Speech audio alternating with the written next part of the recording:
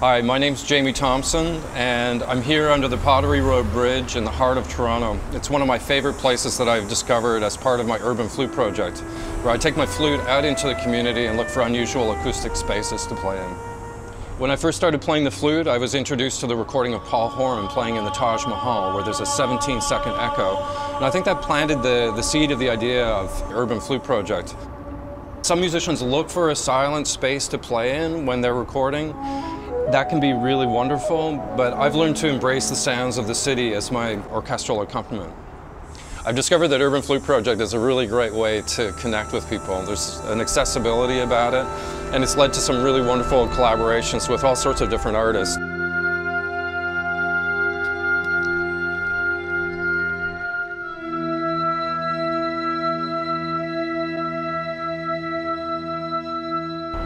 My solo adventures mostly have been based out of my hometown, which is here in Toronto, and it's led me to really appreciate the colorful history of the city.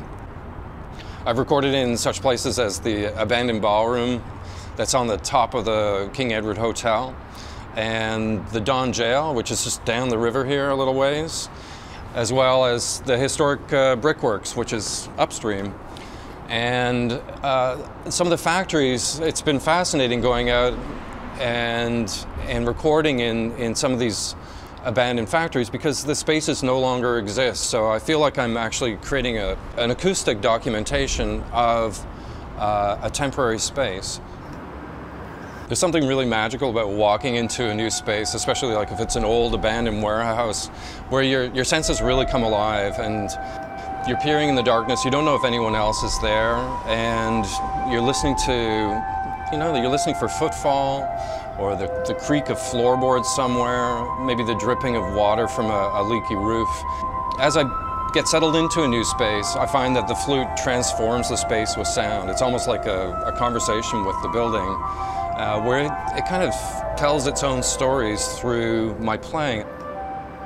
It can be really special going by myself into different spaces, but I've really developed a passion for going with some of the urban exploring community into urban spaces.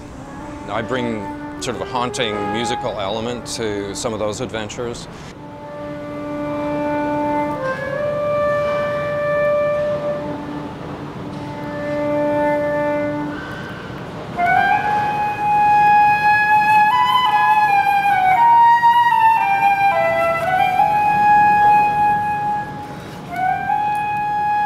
I guess the idea with Urban Flute is to transform space with sound.